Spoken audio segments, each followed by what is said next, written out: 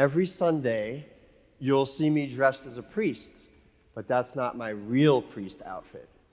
Jesus and I have a secret. I have a lot of silly Jesus t-shirts that people have gifted me over the years. One of my favorites is Jesus on a dinosaur, and it says, "Like a boss." But I'm wearing one of my other favorites today, and I'm a little older now. I can't really do the trick as well as I could, but I'm going to take it off and show you. Oh, I got it. Okay, I got it. There it is. Okay.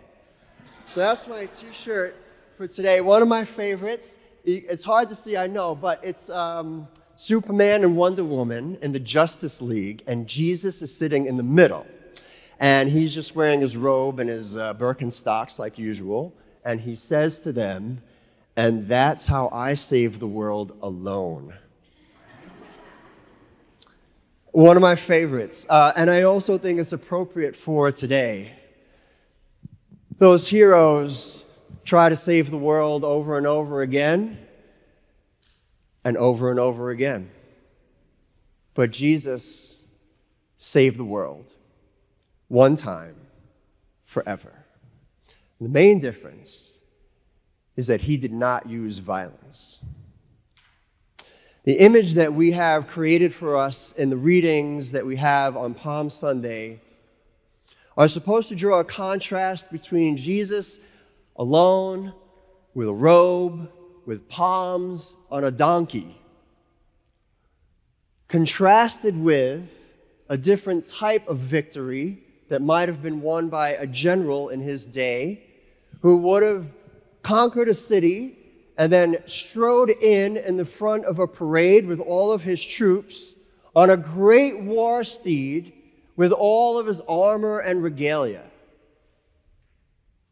The difference between Jesus walking in on the back of a donkey with nothing but palm branches and the great general on the great war steed is, again, just like with the superheroes, one victory that won't really last all that long, and a real victory that will last forever.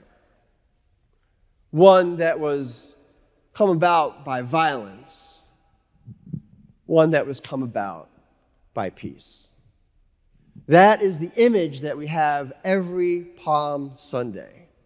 And it raises the question for us, which way of life have we chosen?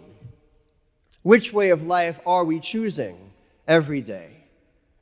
Are we more similar to the Roman general, or are we more similar to Jesus Christ?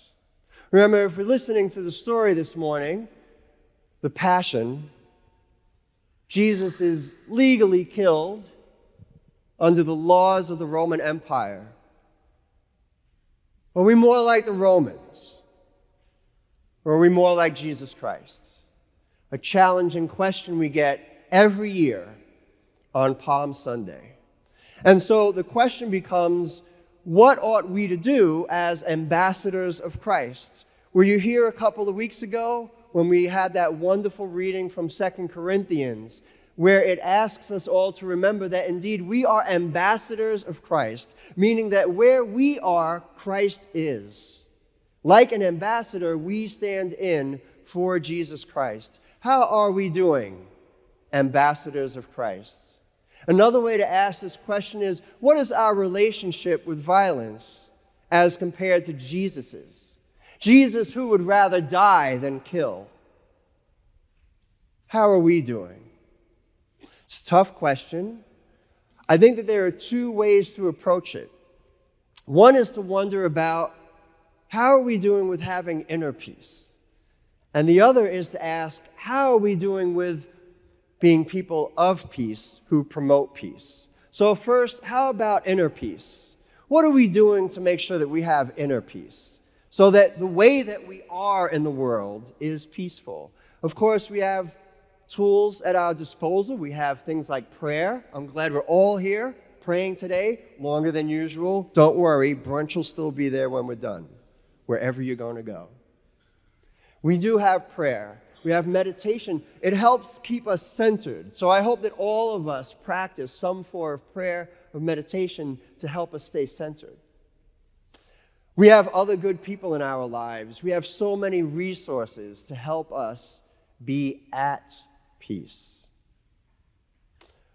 There's also deep introspection about ourselves, wondering, what are the things that get me angry? What are the things that annoy me? What are the things that don't bring me peace that maybe I should avoid? And what are the things that do bring me joy and peace that I should engage in? That's not easy work. We have to be honest with ourselves, but to go through that work and then craft a life, a lifestyle, so that we can be at peace. So, part one, what are we doing to make sure that we are at peace? And then part two, what are we doing to be people of peace? Well, here at the cathedral, we're part of an international Anglican peace organization. Did you know that? This thing hangs by the front desk every time you come in. If you take a look, it's one of the first things that you'll see. It's the Cathedral Inn. It's a Coventry, right? All right. Community of the Cross of Nails. This image is what happened after that cathedral was bombed out in World War II, and they chose, instead of responding in a manner we might expect, instead to pray for their enemies, as somebody has once said. And so out of that grew what is now known as the Community of the Cross of Nails, and we are a member. And so one day when you get a chance, please look it up. You'll see our name on their website. Let's see what we're doing about promoting peace as an organization. There's also promoting peace as an individual, of course, right? What ways do we avoid violence? What ways do we practice nonviolence? And what ways do we encourage other people to do so as well? So there's inner peace, and then there's behaving in such a way that we promote peace. There's also the idea in promoting peace that we know that people misbehave when we can be too angry, lonely, or tired, when our day isn't going so well, or we don't have the resources that we need, right? It happens even to the best of us. So one way that we promote peace in the world is by making sure that everybody has our needs met. We get our bare necessities, the things that we must have to live normal, happy, healthy lives. So an ounce of prevention is worth a pound of cure. We do what we can to make sure we all have what we need so that we don't act out, maybe even, unfortunately, violently. Avoid it. Now, Dr. King has a great list of 6 ways to practice nonviolence. I had it. Mary, did you take my list of ways? I think that you did. I think that it's not up there. I think it's behind your ear. Oh, there it is. Okay, all right. That's where it was. That's tricky. All right. Dr. King has a list of 6 ways to practice nonviolence that can be very helpful. 1, nonviolence is a way of life for courageous people. Number 2, nonviolence seeks to win friendship and understanding. Nonviolence seeks to defeat injustice or evil, not people. Nonviolence holds that unearned voluntary suffering for a just cause can educate and transform people and societies. Nonviolence chooses love instead of hate. Nonviolence believes that the universe is on the side of justice. Ambassadors of Christ, following that list is a wonderful way to live.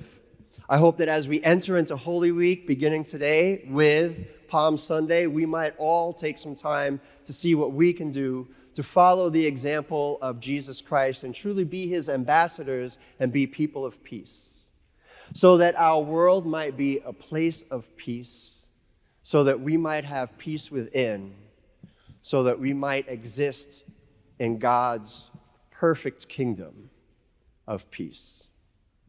Amen.